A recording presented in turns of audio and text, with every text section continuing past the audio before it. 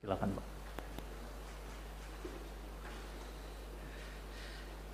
Bapak Ibu, rekan-rekan wartawan yang saya hormati, Assalamualaikum warahmatullahi wabarakatuh.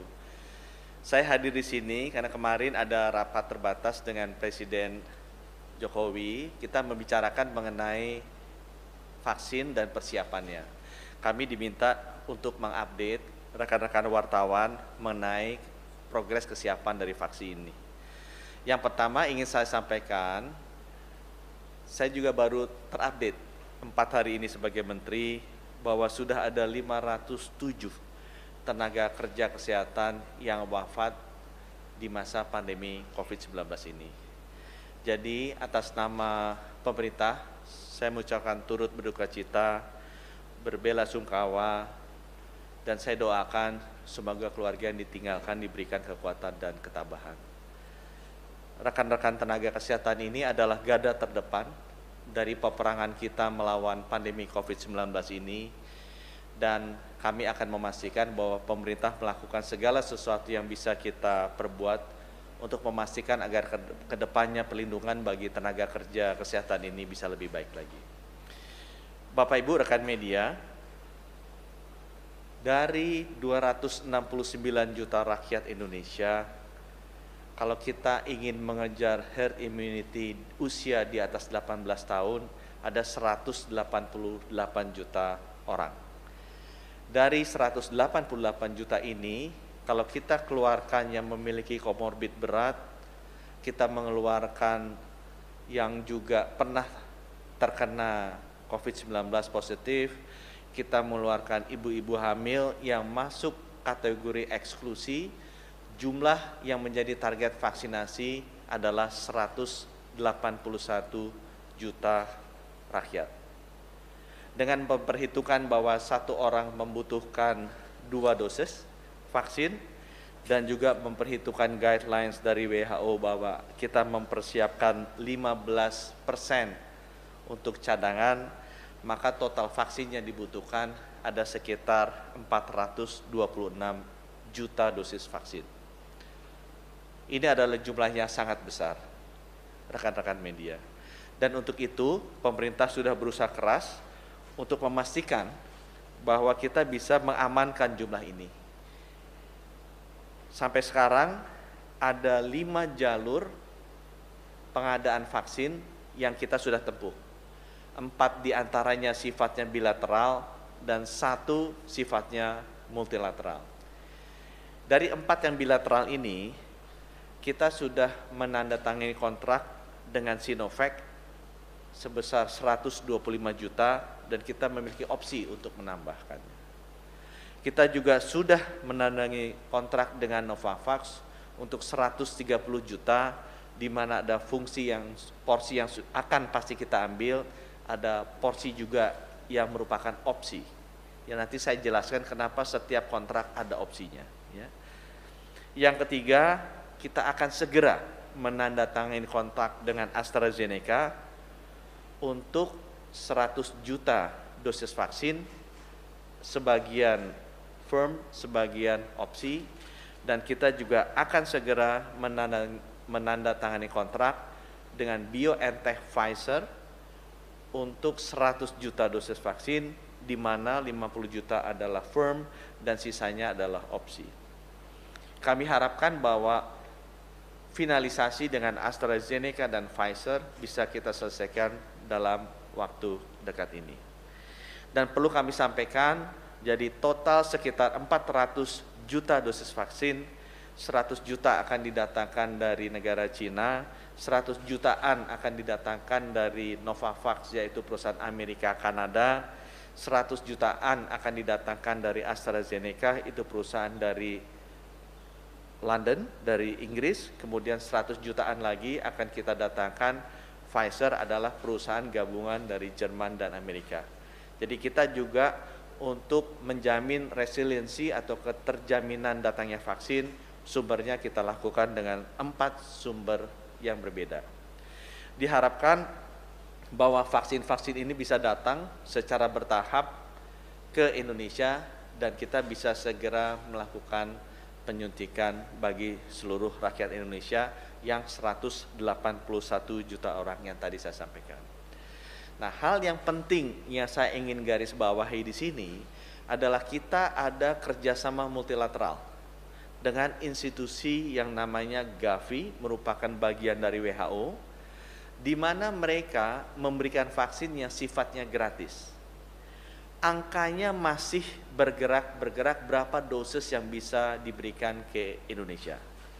Tapi range-nya antara 3% dari populasi atau 16 juta dosis sampai 20% dari populasi atau sekitar 100 juta dosis.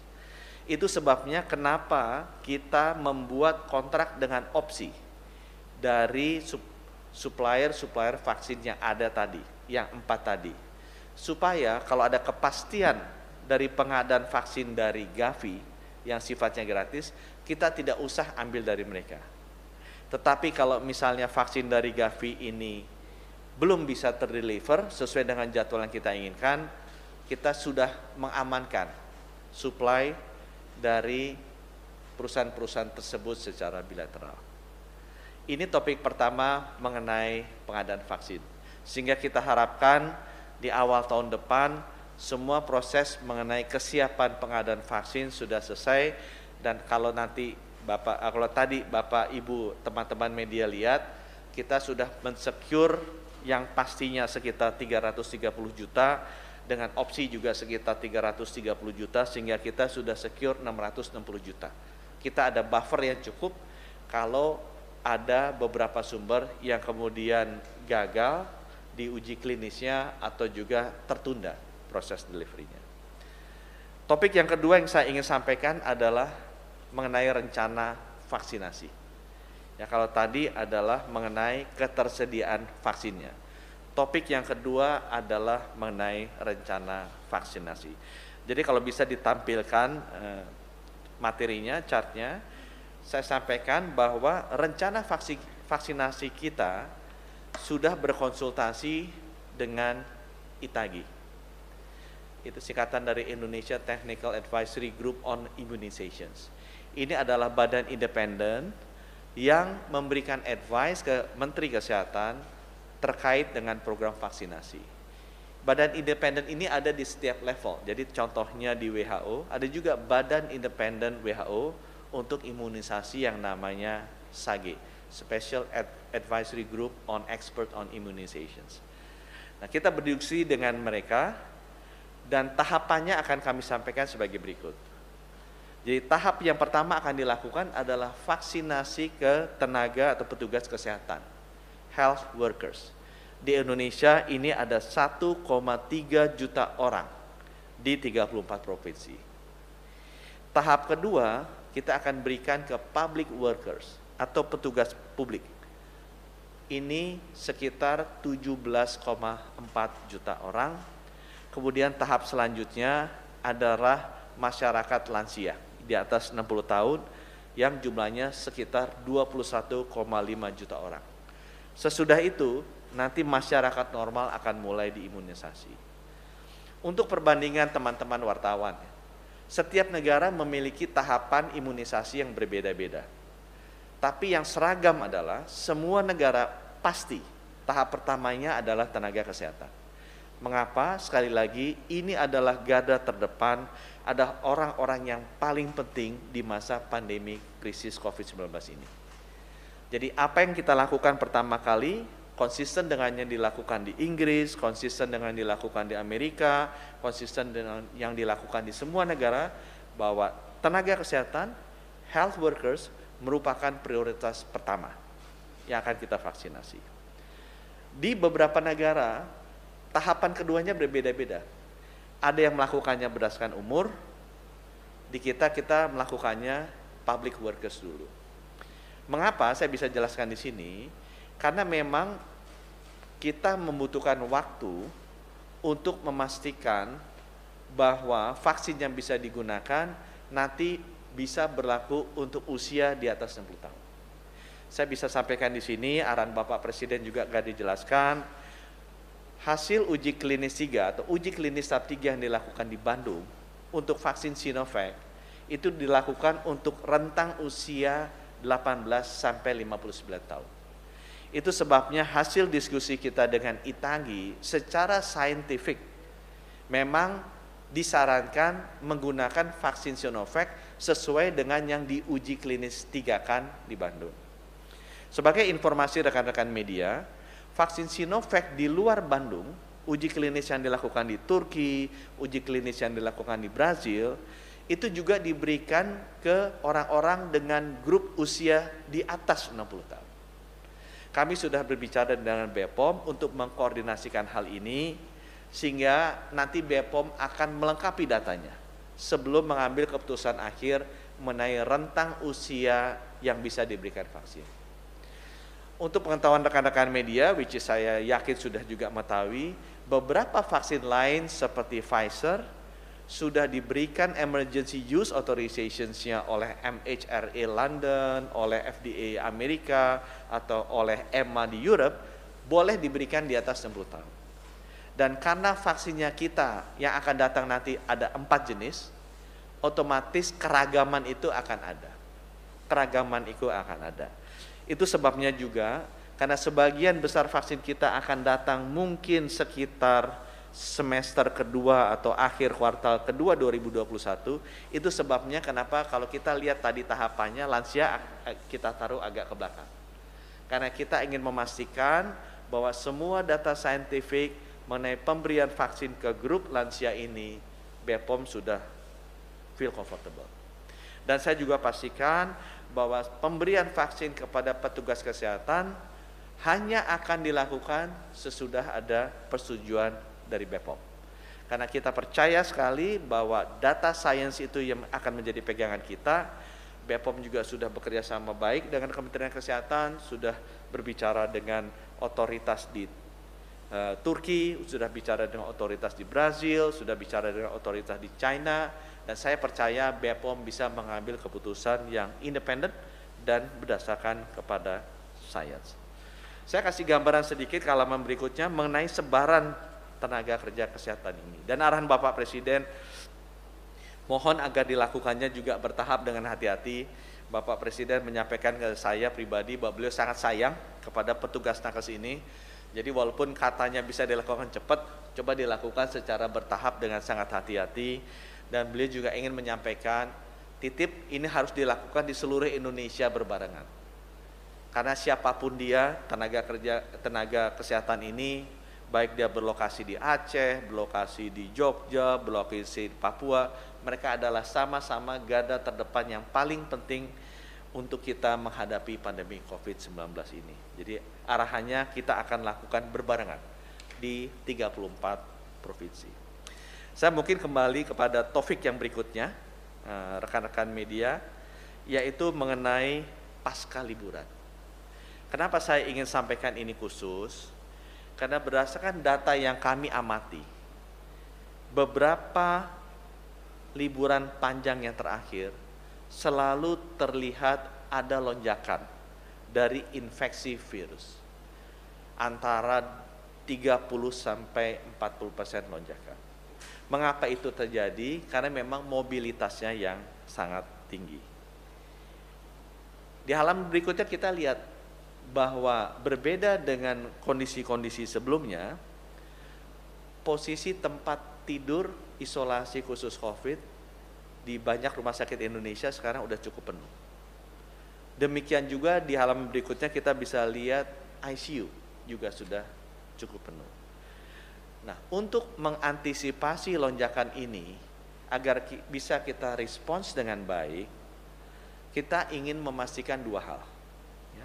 Yang pertama, Kementerian Kesehatan bekerja sama dengan pemerintah daerah, saya sudah berbicara dengan beberapa gubernur, ingin memastikan bahwa rumah sakit kita siap.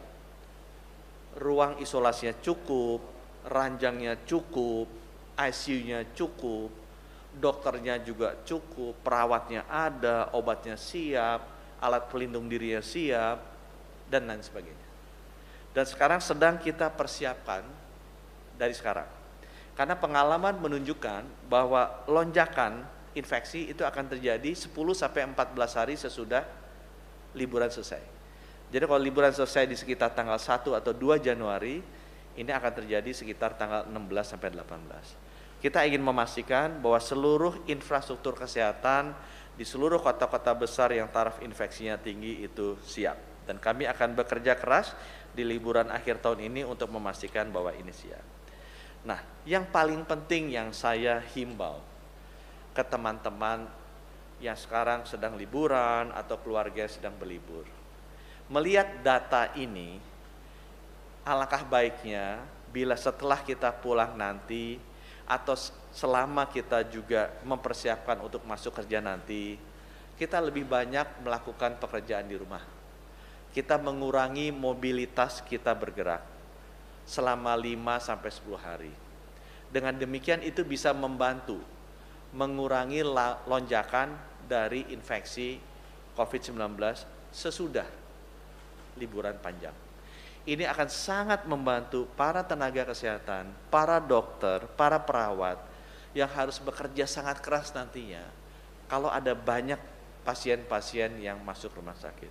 Untuk gambaran teman-teman, setiap 100 orang yang terinfeksi, sekitar 30% mesti dirawat di rumah sakit. Dan dari 30% itu 5% harus dirawat di ICU. Sehingga kita bisa mengantisipasi kira-kira berapa ruang rumah sakit, berapa ruang ICU yang dibutuhkan, dan kita tahu bagaimana mengejarnya. Jadi kalau kita sama-sama bisa mengurangi derajat infeksi, bisa memastikan bahwa teman-teman itu sehat, tidak terlalu mobile atau mobilitasnya tidak tinggi selama 10 hari pertama di awal tahun 2021, itu akan sangat membantu untuk rekan-rekan kesehatan yang ada di rumah sakit. Itu topik ketiga yang saya ingin sampaikan. Mungkin yang terakhir sedikit, banyak yang bertanya mengenai strain baru virus di London. Strain yang dinamain B117 atau N501Y ini adalah mutasi dari virus SARS-CoV-2. Mutasinya terjadi di mana? Mutasinya terjadi di salah satu komponen protein yang namanya spike protein, yang memang merupakan salah satu komponen protein utama dari virus ini. Untuk membuat hal ini menjadi lebih sederhana, di luar dari kerumitan saintifiknya, saya ingin sampaikan bahwa ini sangat saintifik, kita mesti membahas dengan ahlinya, dan biarkan para ahlinya memahami hal ini. Kita jangan terlalu cepat mengambil kesimpulan sendiri. Tetapi masukan yang saya terima dari para ahli adalah sebagai berikut, yang mungkin mudah kita cerna dan bisa menjadi pegangan untuk kita semua. Nomor 1, virus ini memang terbukti lebih mudah menular. Nomor 2, virus ini, mutasi ini tidak terbukti lebih parah atau lebih fatal ke manusia. Yang ketiga, virus ini sudah terbukti bisa dideteksi dengan alat deteksi yang ada, jadi swab antigen atau PCR testing. Ya, jadi 3 hal itu yang sudah kami peroleh dari para ahlinya. Saya berusaha menerjemahkannya dalam bahasa yang lebih mudah dipahami. Nomor 1, strain ini ada, kemudian memang lebih cepat menular. Nomor 2, strain ini ada, tapi tidak terbukti dia lebih parah. Jadi walaupun tertular, tapi tidak terbukti dia lebih parah.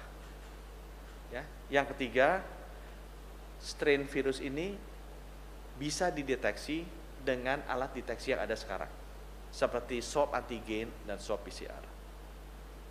Nah, pertanyaan, apakah strain virus ini sudah ada di Indonesia? Sampai sekarang kita belum tahu. Karena untuk bisa mendeteksi strain virus ini harus dilakukan whole genome sequencing, harus di sequence genetic information dari virus ini. Apa yang kami lakukan di Kementerian Kesehatan, kami akan mengkoordinasikan beberapa lab, mungkin ada sekitar 11 dari 12 lab di Indonesia bersama Menteri BRIN yang memiliki kemampuan untuk genome sequencing untuk bekerja sama, bertukar informasi dan proses kerja.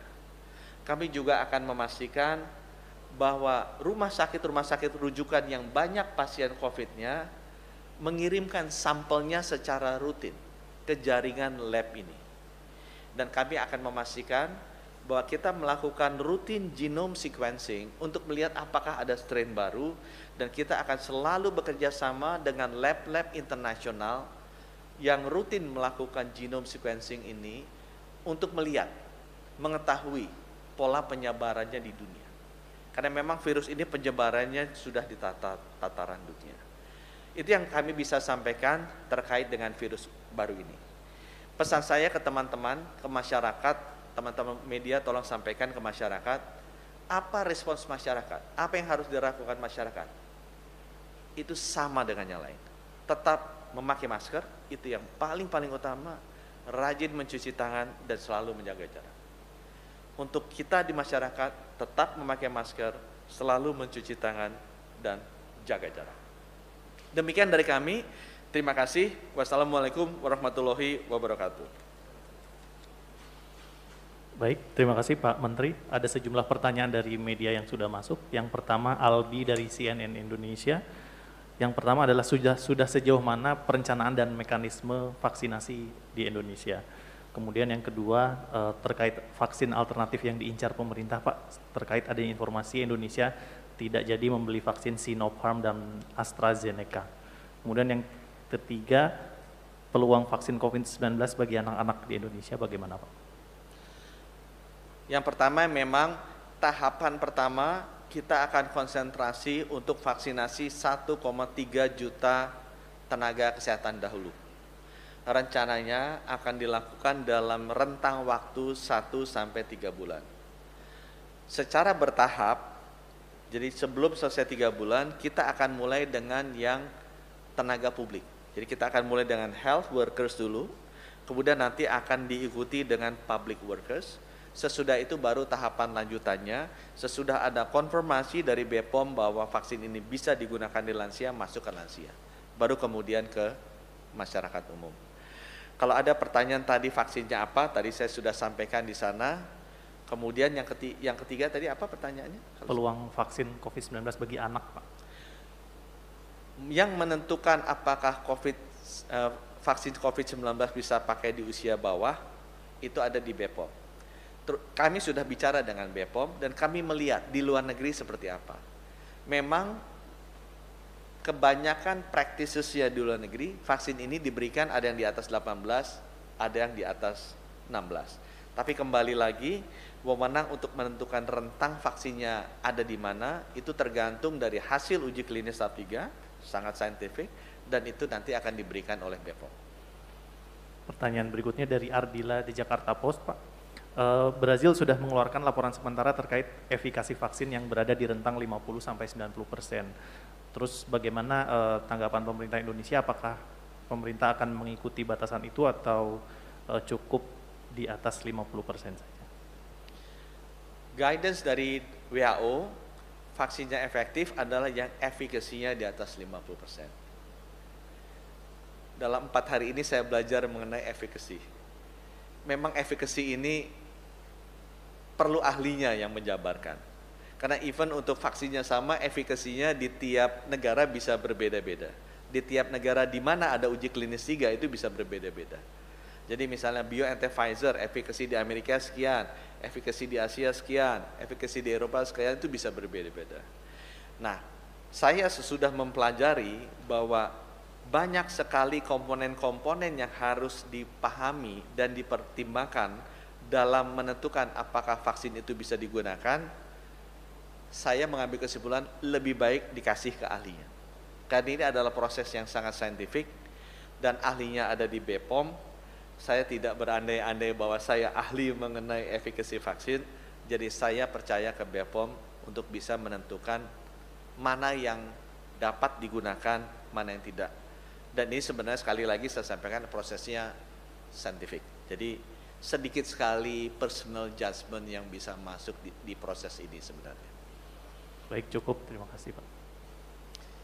Terima kasih. Wassalamualaikum warahmatullahi wabarakatuh.